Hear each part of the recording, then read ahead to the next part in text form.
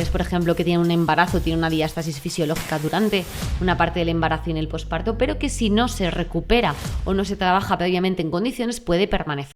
Si no estás teniendo en cuenta tu suelo pélvico, quizás no lo estás trabajando adecuadamente.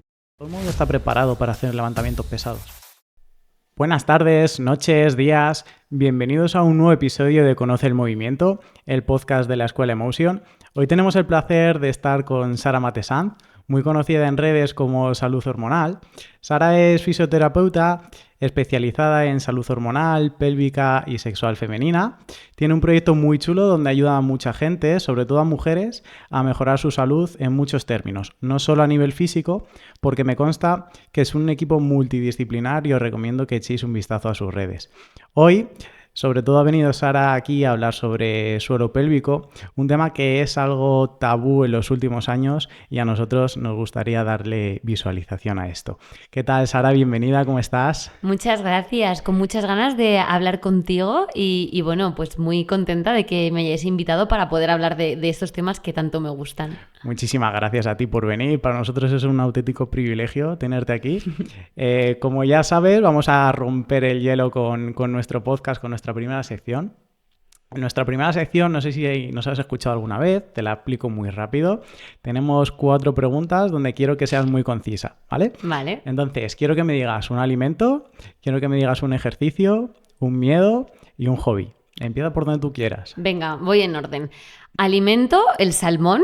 Amo el salmón por el sabor que tiene, por lo bueno que es para las hormonas y bueno, porque es que me encanta, añadiría salmón a todo en mi día a día. ¿De cualquier manera? De cualquier manera, me encanta de cualquier forma, sí. Qué bueno. Número 2, un ejercicio, andar. Me encanta andar, he encontrado en andar el deporte que más me gusta y además tiene una peculiaridad y es que hay sitios a los que solo puedes llegar andando. Entonces es un privilegio poder andar y poder llegar a muchos sitios. El número 3, ¿qué más me has dicho? Un miedo. Vale, un miedo. Esto es complicado. La exposición. La exposición a las personas. A las personas. Sí, siempre he tenido miedo de exponerme, siempre he tenido miedo de que me vean. Es verdad que tener el trabajo que tengo actualmente Eso te iba a decir. Me ha hecho romper con ello, pero yo no tenía previsto empezar en redes. O sea, empecé como algo para mí, lo que pasa que luego pues de ahí estalló un proyecto muy grande, pero el miedo a que la gente me vea y estar con gente es algo que he tenido presente toda mi vida y que sigo teniendo y que trabajo además en terapia psicológica mucho. Qué bien. Y un cuarto, un hobby, viajar. Amo viajar. Y si pueden ser viajes donde pueda combinar rutas andando y conocer los sitios andando, mejor que mejor. Qué bueno, pues nos ha encantado. Ya conocemos un poquito más de Sara, ¿de acuerdo? Y vamos a la segunda parte y a la parte más central de nuestro podcast, que es este turrón y este suelo pélvico que queremos abrir hoy y queremos dialogar un poquito. Cuéntanos, Sara, ¿cómo definirías tú qué es el suelo pélvico? Pues mira, para mí el suelo pélvico es la base de nuestro castillo. Entendiendo el castillo como nuestro cuerpo, es decir, tenemos que tener una estructura firme y funcional y sin ese suelo pélvico sano y funcional, valga la redundancia, no podemos tener un castillo en condiciones y además lo podría definir también como la parte central de nuestro cuerpo que une el torso, la parte superior con la inferior y que gracias a él podemos hacer la mayoría de nuestras funciones del día a día, desde poder hacer pis o hacer caca adecuadamente, para tener relaciones sexuales o relacionarnos con otras personas sexualmente, parir y albergar vida, que es una capacidad que solo las mujeres podemos hacer, y respirar o mantener nuestra postura, es decir, para que yo esté ahora sentada contigo sin mearme encima y pudiendo hablar a la vez que mantengo una postura erguida, lo está haciendo mi suelo pélvico. Entonces es que el suelo pélvico es el centro de todo. O sea, que tú crees que todo el mundo debería hacer un trabajo específico de suelo pélvico. Por supuesto, y no solo específico pensando en el suelo pélvico como musculatura, zona con ligamentos, huesos, vísceras, etcétera, sino que es que donde yo miro cómo pongo mi cabeza o cómo coloco mis pies, también afecta a nuestro suelo pélvico. Entonces, el trabajo global de nuestra postura va a influir en nuestro suelo pélvico y viceversa. Sí, hay muchas veces que te preguntaba esto porque hay muchas veces que esto no lo tenemos presente cuando entrenamos, ¿no? Hay veces que estructuramos nuestros entrenamientos de fuerza, por ejemplo, en simplemente torso, zona posterior, a nivel inferior o superior, ¿de acuerdo? Quiero decir, y no le damos esa importancia al suelo pélvico y a lo mejor sí que la deberíamos de dar, ¿no? Porque Total. Al final Quiero decir, sí, se trabaja suelo pélvico en a lo mejor ciertas clases colectivas que todos tenemos en mente, ¿no? Pero a lo mejor hay que hacer un trabajo un poquito más específico sobre ello, ¿no? Totalmente, y tenerlo en cuenta, porque además para que todos tus ejercicios de las diferentes partes de tu cuerpo puedan salir adelante y ser en condiciones, necesitas el suelo pélvico. Entonces, es que es una relación bidireccional. A nivel salud, ¿cuáles son las patologías, los problemas de salud que más podemos prevenir con el suelo pélvico? Por ejemplo, la diástasis, si quieres explicarnos un poquito en qué consiste la Sí. diástasis. Por supuesto, una diástasis abdominal sería esa separación de los rectos abdominales, si nos imaginamos esa tableta de chocolate que todo el mundo tiene en mente, esa separación de un fragmento Sí. y otro se llama diástasis. Las mujeres, por ejemplo, que tienen un embarazo, tienen una diástasis fisiológica durante una parte del embarazo y en el posparto, pero que si no se recupera o no se trabaja previamente en condiciones puede permanecer. Pero también hay mucha diástasis en mujeres y hombres deportistas, que eso parece que no se ve. Entonces, entrenar adecuadamente nuestro suelo pélvico, entendiendo el suelo pélvico como el complejo abdomino-lumbo-pélvico perineal, es decir, abdomen, zona lumbar, diafragma y suelo pélvico en su parte más específica, ya sería prevenir todo esto. Y, por supuesto, la famosa incontinencia de orina, porque es una de las patologías más visibles y creo que es de las pocas patologías que se conocen de suelo pélvico. Todo el mundo tiene en mente esa mujer que acaba de parir y tiene pérdidas de orina, Sí. o esa mujer mayor a la que le venden el Tena Lady o una compresa o un Salva Sleeves, cuando realmente lo que tendríamos que no vender, sino recomendar es hacer una prevención de esta pérdida de orina. Pero es que es muy curioso que 1 de cada 3 mujeres se mean, ya sea que entrenen o no entrenen. Entonces es que es una cifra muy, muy grande. Y en hombres también pasa, ¿eh? Y en hombres también pasa. Es verdad que en los hombres, por ejemplo, en el mundo del deporte de la fuerza se ve más una incontinencia fecal o una incontinencia de gases, cosa que de la que no se habla porque nadie va diciendo por ahí que me cago. Y tenemos también muy normalizado tirarnos pedos continuamente entrenando y esto no es normal. También existe el dolor en las relaciones sexuales asociado a la vagina, en la penetración o incluso fuera de la penetración. Esto también lo puede causar una patología de suelo pélvico. Tenemos la hipertonía de suelo pélvico y en general notar una tensión, una pesadez vaginal. Existen los prolapsos, que es la caída de órganos pélvicos a través del canal vaginal. Y muchas veces el mearnos encima no nos causa impresión. Decimos que bueno, nos ponemos un Salva Sleeves y ya está. Pero si a través de la vagina te ves el útero, puedes salir corriendo. ¿Cuáles serían los principales signos o síntomas que tendría una persona con un bajo tono de la musculatura del suelo pélvico, donde nos tendríamos que decir, ostras, yo creo que tengo que trabajar esto de manera específica? Pues mira, realmente esto es un poco complicado de explicar porque lo primero que no siempre somos capaces, sin una valoración de fisioterapia de suelo pélvico específica, poder saber si tenemos un bajo tono. Y que además, ahora mismo en el ritmo de vida en el que vivimos y el día a día, me atrevo a decir que hay más personas con un tono elevado, con una hipertonía de suelo pélvico, porque vivimos estresadas, porque vivimos sin parar, porque tenemos bruxismo, porque tenemos de todo y esto hace que tengamos un tono exagerado. Entonces no me iría tanto al un bajo tono, sino a qué signos nos pueden llamar la atención de quizás mi suelo pélvico está regular. Pues eso, el ir demasiadas veces a hacer pis o el tener continuamente ganas de orinar, el sentir alguna vez que entrenando, tosiendo, riéndome, se me ha salido alguna gotita o quiere salirse, que aunque no se haya salido, puede estar ahí saliéndose.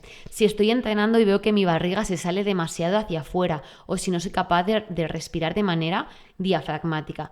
Y sobre todo, para mí, el principal signo es que si no estás teniendo en cuenta tu suelo pélvico, quizás no lo estás trabajando adecuadamente. Entonces, es que toda persona, y sobre todo mujer, debería ir a hacerse una valoración. Igual que necesitamos ir al dentista para valorar nuestros dientes, también necesitamos a un fisio de suelo pélvico especializado en deporte, si haces deporte, para valorarnos. Que bueno, me voy a quedar con una de las cosas que me has dicho y al hilo de esto quiero abrir otro melón, que es el tema de la respiración. Cuéntame, primero, ¿qué tipos de respiraciones tenemos o podemos tener, podemos practicar, ¿de acuerdo? Y a partir de ahí, ¿cuál deberíamos escoger? Porque sí que has hablado de la respiración diafragmática. Yo creo que no es la habitual en todo el mundo.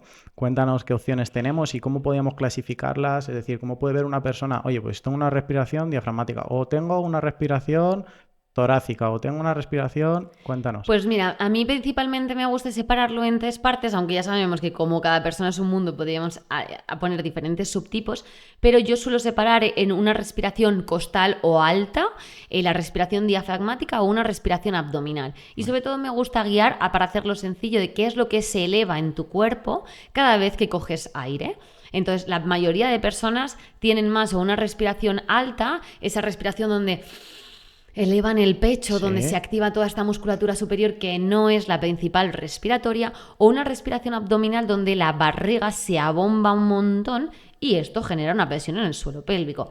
La respiración que deberíamos tener en nuestro día a día debería ser una respiración diafragmática, donde si te colocas las manos en las costillas más bajitas debes notar una expansión hacia afuera y hacia adelante, y respirar, por supuesto, por la nariz, coger y soltar el aire por la nariz. En algunas ocasiones se puede soltar por la boca, pero es que nos olvidamos de que nuestra nariz es nuestro principal órgano respiratorio y que nuestro diafragma es nuestro principal músculo respiratorio.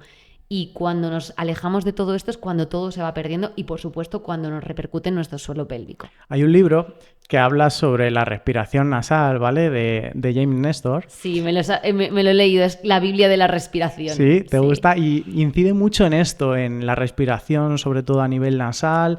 Y ahora se está poniendo muy de moda, de hecho, el tema de dormir con la boca tapada, con una cinta, con una banda. Sí, mi chico desde que lo hace le ha cambiado la manera de dormir, ya no solo de respirar.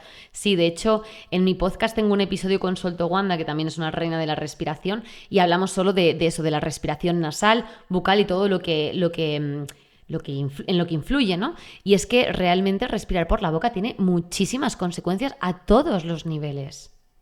Porque a nivel postural, ¿cómo puede afectar esto? Pues mira, nosotros para tener una buena postura deberíamos vivir erguidos o erguidas, ancladas al suelo, con nuestros pies enraizados y, por supuesto, autoelongadas, es decir, en una postura de crecimiento.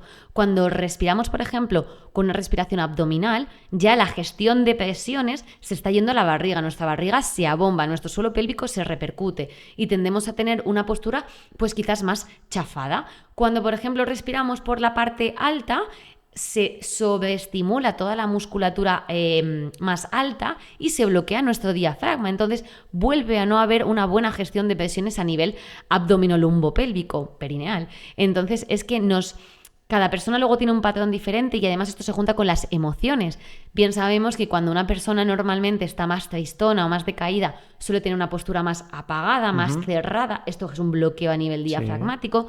Y muchas veces cuando estamos muy contentos vamos mucho más erguidos. Entonces es que todo esto tiene una repercusión directa en nuestra postura y en nuestro suelo pélvico. ¿Tú esto cómo lo puedes trabajar con una persona que lleva toda la vida respirando mal, o respirando por la nariz, o respirando de una manera, con una respiración más alta? ¿De acuerdo? Cuéntanos un poco cómo podemos, o la persona que nos esté escuchando, a partir de qué cosas puede empezar a trabajar. Pues yo lo que siempre digo es mírate al espejo o hace un vídeo y simplemente empieza a observar qué es lo que estás viendo en tu cuerpo, y nosotras cuando hacemos la primera sesión de valoración lo evaluamos y damos tips muy sencillos, porque está claro que vivimos en un día a día donde no paramos y donde cambiar 100 cosas en un día de respira, postura, haz ejercicio, este tipo de ejercicio, relaja suelo pélvico, activa suelo pélvico, Claro. come no sé qué, Un es montón de... inviable. Entonces, vale, vamos a ir poquito a poco. Hoy vamos a incorporar un hábito y es que quizás, a lo mejor antes de dormir simplemente vas a hacer 10 respiraciones nasales, donde tomes conciencia de tu diafragma,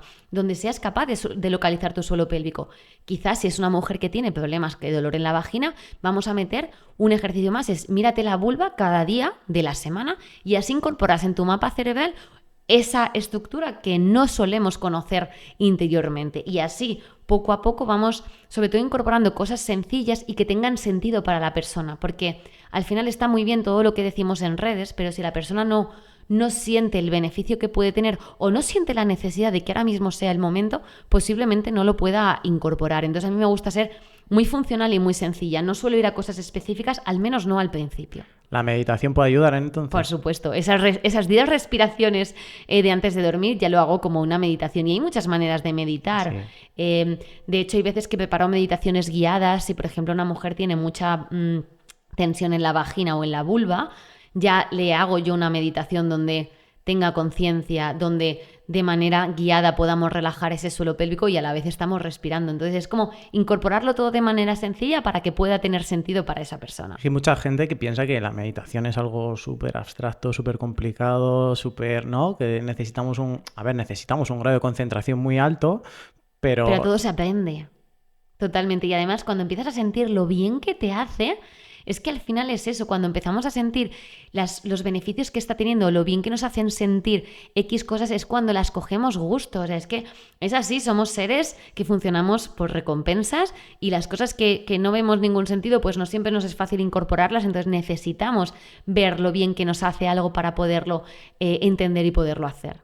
Te cambio el tercio. Estamos Venga. hablando sobre mucho más en nuestro día a día, cómo podemos esto involucrarlo en nuestra rutina, ¿no? Pero ¿qué pasa cuando entrenamos? ¿Vale? Quiero que me hables sobre técnicas avanzadas respiratorias, ¿vale? ¿Qué es eso, por ejemplo, del bracing? ¿Qué es eso de la maniobra de Valsalva? ¿Qué es eso del hollowing? Los hipopresivos, tan famosos Vale. hipopresivos. Cuéntame un poquito las diferencias entre ellas y ¿cuál de estas recomiendas tú? Vale. Venga, empiezo por la primera y luego ya te desarrollo la Venga. segunda. Por ejemplo, vamos a hablar de estos 4 términos que me acabas de decir. El hollowing empezaría con eso, que es una exhalación donde activas tu transverso, donde metes la barriga hacia adentro y hacia arriba, dicho de manera muy Sí. sencilla, donde buscamos eso, cerrar nuestras estructuras para que no se escape energía ni aire por ningún lado, que sea un cierre. El bracing sería todo lo contrario, es hinchar nuestra barriga, hinchar nuestro diafragma y todo nuestro calp, ese complejo del que hemos hablado, para poder ser más rígidas o rígidos y poder bloquear más adecuadamente. Esto puede tener repercusiones en nuestro suelo pélvico y hemos de hacerlo activando nuestro suelo pélvico correctamente. Esa maniobra de Valsalva sería una apnea, normalmente una apnea inspiratoria, donde tú coges aire, bloqueas con ese bracing y te quedas ahí concentrada para hacer un levantamiento, que normalmente se recomiendan levantamientos por encima de un 70% de intensidad, Vale. donde necesitemos ese bloqueo para no perder energía. Y los hipopresivos serían ejercicios que se hacen en apnea exhalatoria, donde se hace un vaciado a nivel abdominal, pero que se acompañan de una postura, porque muchas veces vemos en Instagram, sobre todo a un culturista, una culturista Sí. haciendo lo que dicen de hipopresivos, tumbados boca arriba, y es, si no tienes una postura de pies a cabeza donde estés colocando cada articulación en la posición en la que debe estar, el hipopresivo no está bien hecho. O sea, el hipopresivo no es solo vaciar tu abdomen, sino es un montón de técnicas más. Y como el nombre dice, son hipopresivos, buscan disminuir la presión. Y a mí es verdad que son ejercicios que me gustan bastante para compensar toda esa hiperpresión que viene de nuestros entrenamientos o de nuestro día a día. ¿Cuál recomiendo? Pues esto, claro, depende muchísimo de la situación. Creo que no me vas a recomendar solo uno, ¿no? Exactamente, es que todo tiene eso aquel y es verdad que si vemos en términos, por ejemplo, haciendo X ejercicios, un hollowing está muy bien hecho en condiciones con una activación y con una buena postura, pero es que si me viene un atleta que hace powerlifting y tiene que competir con un cinturón, es que a lo mejor tenemos que hacer un bracing y una valsalva. ¿Qué es malo para nuestro suelo pélvico? A mí no me gusta decir que hay ejercicios malos para el suelo pélvico, sino el desconocimiento y la mala praxis o la mala técnica es lo que puede repercutir en nuestro suelo pélvico.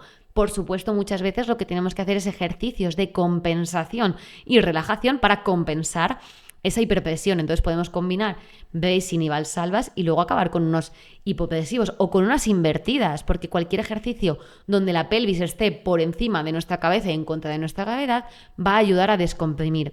Entonces es complicado decir cuál es mejor porque depende de la persona, depende de la práctica deportiva y depende de su situación de vida.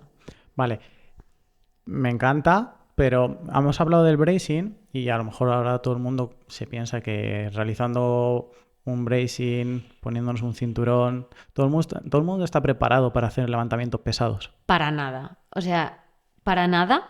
Y es lo que ha pasado últimamente, porque por suerte el papel de la mujer en el mundo de la fuerza cada vez va tomando mucho más protagonismo, cada vez hay muchísimas más mujeres que empiezan a entrenar, me da igual la modalidad que sea, me da igual si con su propio peso o con como sea, pero no se nos ha enseñado adecuadamente a activar y a trabajar nuestro suelo pélvico. Y nosotras tenemos más riesgo de tener incontinencia de orina, por ejemplo, porque tenemos 3 agujeros en vez de 2, uretra, vagina y ano. Y esto nos hace más prevalentes a sufrir patologías de suelo pélvico. Entonces tenemos que entrenar a nuestro cuerpo, enseñar una postura adecuada, enseñar una buena activación y con eso poder activar en condiciones y poder trabajar. Pero de la noche a la mañana no se suele conseguir.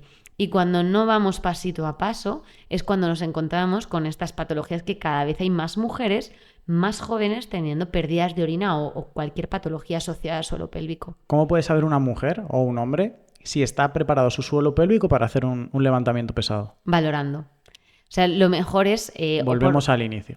Exactamente. Es que además la inversión que ahora haces en ti con una valoración con alguien especializado es meter ahorros en tu huchita porque te vas a ahorrar un montón de patologías, o sea, vas a prevenir. Entonces, es verdad que si te enseñan, porque nosotros también valoramos online y te enseñamos a que tú te autovalores, pero tienes que saber cómo autovalorarte. Si tú sabes si tu suelo pélvico se está activando en condiciones, si sabes si estás respirando adecuadamente, si sabes que tu pie tiene un buen anclaje, con una buena conciencia corporal, vas a tener mucho ganado. Pero es que al final no nos han inculcado nunca qué es nuestro suelo pélvico. Entonces, si no sabemos muchas veces ni dónde está. Entonces, lo mejor es que alguien especializado te ayude, te enseñe las 4 claves y empieces a trabajar de manera autónoma con esas herramientas. ¿Qué hacemos con el cinturón? A ver, el cinturón es una herramienta más para levantar peso, pero debemos saber a lo que nos atenemos por un lado cuando utilizamos un cinturón y saber si nuestro cuerpo está preparado. Sabemos que en el mundo de la competición normalmente la salud no se pone en la balanza, es decir, estamos dispuestas a todo con tal de levantar más kilos y esto puede ser un problema. No digo que no debamos utilizar cinturón, yo lo he utilizado y lo veo como una herramienta óptima, de hecho te ayuda obviamente a levantar más porque es un extra de bloqueo que nos está dando, pero no vale para todo el mundo. Entonces, ¿quieres utilizar cinturón? Perfecto, pero que alguien te enseñe a activar adecuadamente, a hacer un bracing adecuadamente. No todas las series tienen que ser con cinturón. Exactamente, y además que también tienes que educar a tu cuerpo a no utilizar ese cinturón y que si tienes pérdidas de orina, por ejemplo, utilizando cinturón, quizás tenemos que dar unos pasitos atrás, enseñar a nuestro cuerpo a activarse adecuadamente y luego introducirlo. Y por supuesto, meter trabajo compensatorio. ¿Trabajo compensatorio tipo?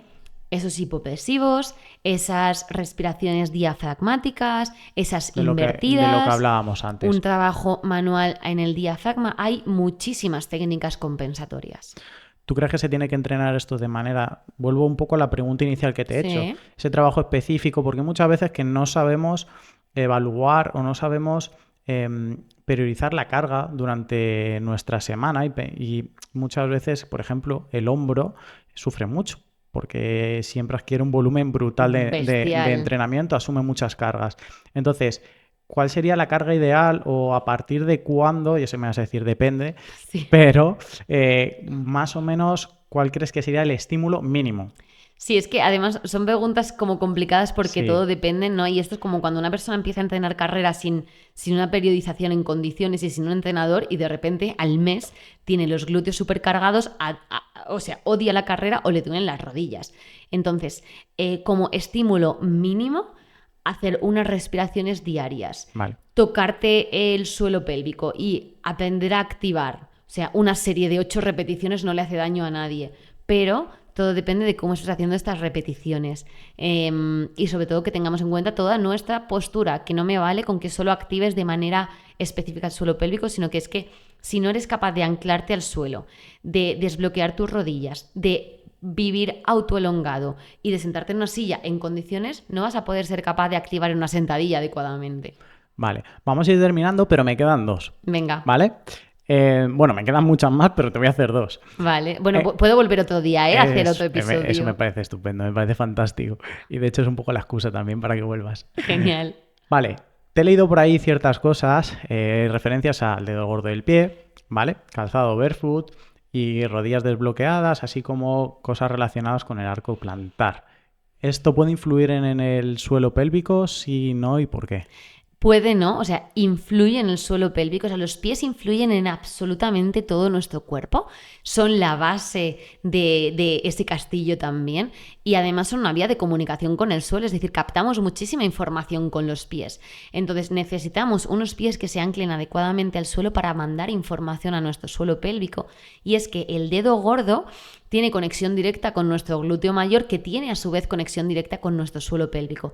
Entonces se ve... Vamos, y una persona que tenga una mínima conciencia, si se introduce el dedo en la vagina, va a poder ver cómo se preactiva nuestro suelo pélvico simplemente haciendo una presión con el dedo gordo en el pie. Y además es que previene lesiones de la fascia plantar. Entonces necesitamos un pie, iba a decir suelo pélvico, un pie funcional, móvil y que sea capaz de anclarse al suelo. Y por eso tenemos que andar descalzas, utilizar cada vez o hacer una transición adecuada al calzado barefoot para poder ir cada vez reconciliándonos con esa manera de andar y volviendo a lo que éramos antes, ¿no? De pequeñas teníamos los deditos separados y teníamos muchísima información a través de los pies, pues tenemos que volver a eso. Vale, y aprovechando que estamos en el suelo, te pregunto por la carrera. ¿Cómo podemos trabajar esto? ¿De qué manera puede influir el suelo pélvico? Imagino que a nivel de el impacto puede tener un problema ahí o puede ser algo que tengamos que tener en cuenta. Cuéntame un poquito sobre esto. Pues mira, además ahora que llevo ya justo voy a hacer un año ahora corriendo, me he reconciliado con la carrera desde que entreno con una persona especializada y me lleva al entreno. Y es que la carrera se ha dicho mucho que es mala para el suelo pélvico, pero igual porque no se tiene conocimiento. Hemos de trabajar la técnica adecuada y trabajar la compensación. Entonces, si tú corres con una buena postura, tienes una buena pisada y haces luego un buen trabajo tanto previo de calentamiento como de compensación posterior, tu suelo pélvico no tiene por qué dañarse. De hecho, estoy segura de que habrá muchas, o sea, todas las personas que entrenen carreras será mejor que la entrenen a que no la entrenen de cara a nuestro suelo pélvico, pero siempre haciéndolo con un buen trabajo. Entonces, haciendo una buena respiración, entrenando en una zona adecuada, en zona 2, donde tu trabajo cardiovascular también vaya de la mano. Volvemos a la respiración nasal, quizás. Claro, es que va todo de la mano. Por eso cuando intentamos separar y desgranar, tú puedes hablar de manera específica de cada lado, pero es que no existe un suelo pélvico sano sin una respiración nasal o sin unos pies anclados, igual que no existen unos pies en condiciones sin un suelo pélvico correcto o una buena mordida. Es que todo está relacionado. Qué bueno, me encanta. Me encanta y me he dejado un montón de cosas aquí en el tintero, pero ya te he dicho que tenemos excusa para que vuelvas otro día, ¿vale? Bueno, no vamos a despedir todavía el podcast porque antes siempre os pregunto cuáles son vuestros retos a medio, corto y largo plazo. Me puedes elegir simplemente uno. Puede ser a nivel personal o a nivel profesional. Cuéntanos un poquito en qué estás trabajando. Vale, pues mira, ya que justo voy a empezar ahora un reto el año que viene, voy a compartir este reto porque para mí es una mezcla de personal y profesional y también deportivo. Y es que ya te he dicho que a mí me gusta mucho andar. He hecho 2 veces en mi vida un Madrid-Segovia andando, que son 103 kilómetros en un día. Y ahí descubrí lo que me encantaban esos retos. Entonces tengo un reto que es el año que viene hacerme el Camino Santiago entero en 2 semanas con mi padre, que sería hacer una media de 55 kilómetros diarios. No está nada mal, como motivo para ayudar a que la gente empiece a andar y que sepa que andar puede ayudar mucho a su salud cardiovascular. Como reto personal por pues una serie de procesos personales que hemos pasado este año. Ha sido un año duro a nivel personal y familiar, y mi padre para mí es de las personas más importantes de mi vida y fue quien me ha inculcado el andar. Entonces hacerlo de su mano va a ser pues muy guay. Y además de aquí va a salir un proyecto laboral, si todo sale bien, para poder compartir a la gente y poderla ayudar a todos los niveles. Así que si consigo ese reto acabarlo, pues tendré que venir aquí a celebrarlo y a contar el siguiente. Hombre, aquí te esperamos seguro. Te seguiremos en redes y estaremos muy atentos de ese reto, que seguro que van a ser 2 semanas estupendas. Seguro que sufrirás, pero esto demuestra que, o sea, cuando hago los retos deportivos andando, te demuestran que siempre puedes más. O sea, cuando dices que no puedes y te quedan todavía 30 kilómetros, es que puedes, y es un trabajo mental, de ahí la importancia de cuidar nuestra salud mental tanto. Qué bonito, me encanta. Pues Sara, muchísimas gracias por estar aquí. No queremos despedirnos sin antes hacer una mención a nuestros alumnos de la escuela. Hemos hablado hoy de suelo pélvico con Sara, así que no solamente a los alumnos de la escuela, sino a todos nuestros oyentes que hayáis escuchado este podcast, nos encantaría que nos hicierais comentarios tanto en Spotify como en YouTube sobre cuestiones que me haya podido dejar, para que el próximo día, que ya nos ha dicho que va a volver, se las podamos hacer, ¿vale? Así que, Sara, muchísimas gracias, repito, por haber venido a pasar este ratito, me lo pasa increíble. Gracias a ti y a todo el equipo por, pues eso, por contar conmigo, que para mí es un honor poderme dar voz para poder hablar de estos temas. Así que gracias. Muchísimas gracias a todos por escucharnos y como siempre os digo, esperamos haberos aportado algo. Un saludo.